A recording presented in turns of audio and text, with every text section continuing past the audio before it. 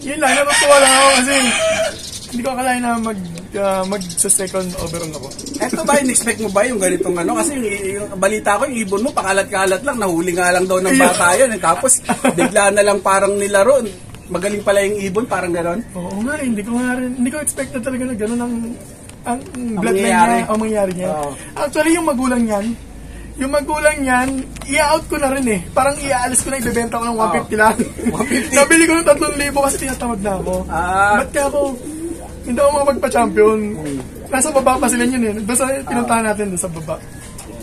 150, 150. Ngayon kaya, magkano? Bili ko yung 10,000. 150 ba? 10,000 nga sa akin eh.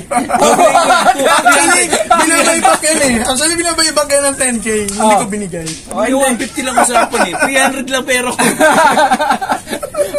Bakit mo pa ibibigay eh?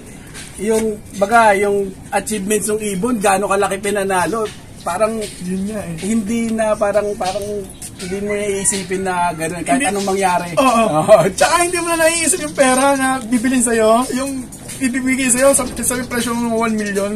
Sabi ko, itong binenta ko 1 million, ubos ka agad yun. Dahil eto, pwede kong ilaro ang mga anak nito. Paulit-ulit yung pera. So yun guys, ito yung sinasabi ko. Hindi lang kasi sa pera yung pagkakalapate. Una syempre, gusto natin manalo. Pero pagka nanalo tayo, bilang fancier, eh, dun mo talaga makikita yung kalagahan ng kalapate talaga. Sobra. Na, di ba? Opo, tama po yun. Sobra. Anong taon mo siya unang nilaro? Alin ba yun? Ito ba? Nanay po siya ni Piget. Ito po yung mismong ano. Andyan yung tatay? Hindi, ito po yung nanalo. Yung anak nila. Patingin niya bro? Ito po yung Piget. Diyan na yung kulungan niya. Sinolo ko siya. Para may motivation talaga. Simple lang. Barako, no? Barako po. Sabi mo, barako. Guys, 2000 ano to nilaro bro? Unang laro niya? 2023, nag-champion agad. Opo, nag-champion agad. Old bird category? Hindi, bali ano po, young bird. Sa SJ po. Opo, first overall siya ng South ba? South po. 2023. Opo, lahat po. First. WPFC? SJ. Sa WPFC hindi pa kasali? Hindi pa kasali siya. Tapos, pagkatapos naman, nung natapos na, nilaro ko naman siya ng WPFC. South ulit. First overall. Ano naman siya, yung parang first overall din. Ito yung ibon na to. Tapos 2024, ito uli. Siya rin uli. Parang 3 season siya nilaro. Batang-bata pa itsura ng ibon. Tapos na maglugon eh. Ganda. Ang masasabi mo lang na maganda yung ibon, hindi naman sa itsura eh. Doon sa achievements nila. So pag nakita mo yung mga ibon guys, na makikita nyo maraming mas magaganda. Pero hindi mo siya masasabing magandang kabuuan kasi nga wala pa yung yung achievements. Pero pag may achievements na, doon mo makikita na maganda yung ibon talaga. Kasi yun naman ang kailangan natin, manalo. So, titignan natin. Ikilatising ko. Nakasunod ikilatising ko rin. White light, cap. Hindi naman kwadrado. Hindi naman kwadrado. Alam nyo guys, galing ako kay Sir Galo, nakaraan. First overall champion, first, fifth, tsaka 7th overall champion nung nakarang araw. Galing ako doon sa in-interview ko siya. Tapos eto ngayon siya. Tinitignan ko yung mga ibon, nahawakan ko bawat ibon. So may mga ibon tayo na may mga quality na karamihan sa mga fancier na meron silang hinahanap talaga. Na yung sinasabi ng iba, yung kwadrado daw dito, ito hindi naman. So, di ba? Tapos meron silang sinasabi, ito one piece naman dun talaga. Sa hipo ng katawan, medium size lang siya.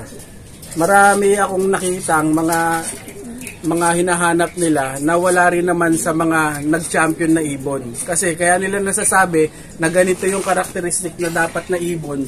Kasi nga, yung ibon nila ganoon. Kunyari, kwadrado yung ganito, malapad yung ganito.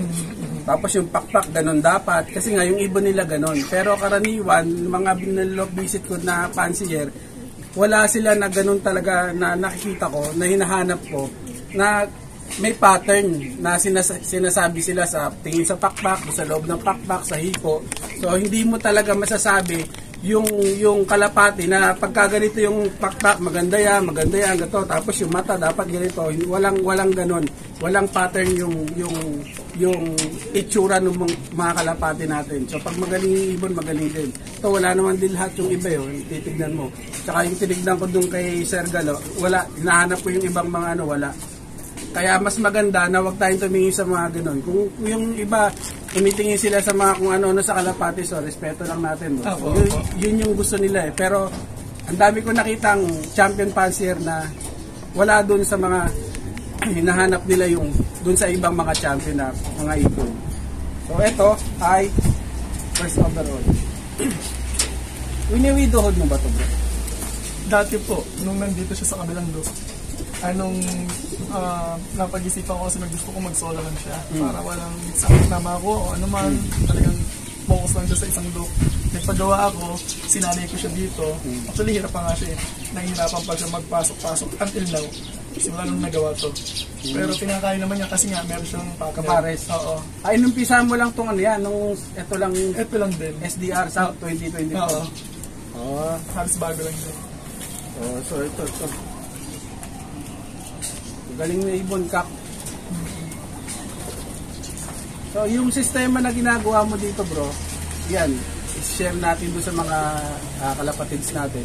Ito ko, simple lang naman, parang nakita ko simple lang din yung ginagawa niyang sistema ni Sir Christian. At ano ba, yung pagkain mo, ano ba pagkain mo? Breeder mix, dyer mix? Nung hindi pa training pa lang sila, ang ginagamit ko breeder. Tapos siyempre parang medyo yung katawan niya, medyo malaman, merong Tapos pagka malapit na yung derby, doon pa lang magpapalit, magpa-pliers na ako. Tapos, pliers mix. Tapos, dagdagan ng sap. Oh, yun, sap. Tapos, may painailang mga mani, nagdadagdag din ako para magkaroon ng yung oil, yun yung fuel na tinatawag nila kasi yung mga oil seeds, parang yun yung nagiging fuel nila. Tapos pagka sa race, naubos yung oil, yung parang gas nila, doon pumapasok, nagagamitin naman nila yung protein, yung katawan na nila. Oo, yun lang. Tapos, pag derby na, meron din akong proseso na tinatag nila sa akin nila, magamot. Nakita ko naman din na kailangan talaga niya. Oo. Anong gamot na? Sa last 2 laps kasi, hindi ko na yung mga malalapit na derby, yung mga first, second, yung mga ganun. Hindi ka ba nagbigay doon? Hindi ako nagbibigay sa ganun eh. Ang doon ako, kasi kilala ko yung ibon ko eh. Doon lang, pag alam ko nahirapan na siya, doon lang ako magbibigay ng sa third, fourth, or fifth, o sa mga ganun, 6. Doon na papasok si dog food. Protein? Oo, si puppy dog food. Yung dog food yung maliliit eh? Yung maliliit na bilog. Tinutukan niya ba yan na mag-isa o sinusubo mo? Obligado. So, ito yung sinasabi ko guys, protein niya kasi malayo yung lipad. Marami mga fancier talaga na gumagawa niyan. So kung kaya nyo gawin ninyo para sa mga ibon natin, malay nyo, mahiyang din kayo sa dog food. Anong klaseng dog food bro? Pampapi siya, pero hindi naman maselan sa mga dog food. Basta bilog siya, tapos mataas ang protein. Tapos siya, pampapi. Hindi ako gumagamit ng adults. Yun ang sinusubo mo. Ilang pirasong depende kasi pag palay ng palayo eh. So sa last 3 laps, nagsusubo ko ng 8. 8 araw-araw yun? Hindi. Pag lang sa siya? Loading day. So ganun ang ginagawa ko. Dog food. Yan. Dog food daw. Bakit ka dog food tinatawag na? Dog food nga raw sabi. Nananahimik ako dito. Kasi para lang malaman mo din. Nakita ko na yung dog food, ayun o. Ayun yung budil. Dog food daw. Nakita tuloy. Ilan yun? Pwede na siguro ng mga third, fourth, fifth. Depende sa bro, pag nakita mo medyo numipis na siya, doon mo siya binibigyan ng dog food. Oo, tama. Tapos wala ka ng ibang binibigay na. Actually, meron ako nito eh. Ilagay ko muna to bro dun sa Okay, sige. Kasi baka maiuwi eh. Hindi, dito pwede rito bro, kasi baka mamaya ako sa mapunta to. Hindi tayo kakabang hawakan to kasi taga rito yung ibon. Taga rito. So, parang ano. Ganyan lang po, bilog. Wow. Ayan, bilog. Hawak din ng champion bird. 8 piraso nito. Depende sa inyo guys kung nakita nyong... So, Okay, malaki pala yung nakita ko. Uy, ako. Hindi baka biglang sakmalin yung kamay ko. Ingat ka, marabis to. So guys, si Sir Christian, ang sinasabi niya, pag nakita niya na medyo numipis na yung katawan ng ibon niya, so, nagbibigay na siya nito. 8 piraso. Ano lang no? Ano ba bro, tuwing hapon, tuwing umaga ka ba nagbibigay? Hapon ako. Hapon? Oo, tuwing hapon. So, pwede na to siguro ng ano, no? 2 o 3 araw na sunod-sunod. Pwede yun, oo. Para siguradong, ang mura lang ng dog food guys. Napakamura lang. Baka 1/4 na ito, 2 season nyo na gamitin. Ito nga, hanggang ngayon, nandito pa rin. Dito naman, pagkakasama mo yung kasama ko rito, maubos to. Masailan ako, adult na ako. Adult na. Guys, mamaya, kausapin din natin to. Ay, focus mo nga to. Ito. Bakit ka kausapin mo? Nag-champion din to guys, hindi nila alam. Kaya lang, ayoko sabihin kung kailan kasi nakaka-dismaya lang. Pero nag-champion. So, dito muna tayo sa totoong champion. So, ano to,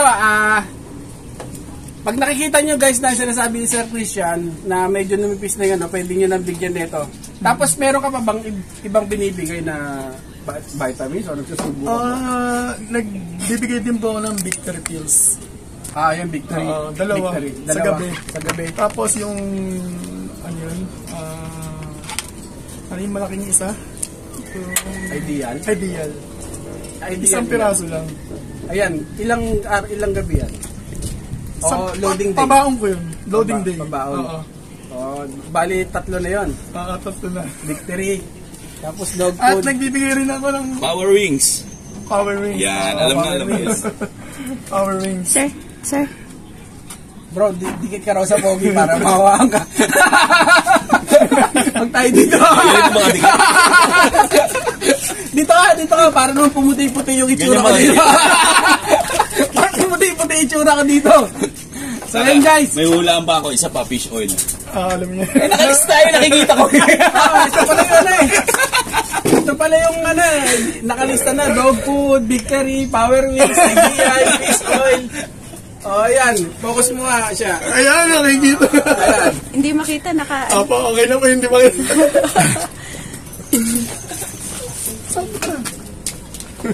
So ayun, mamaya pipicture na lang natin yun.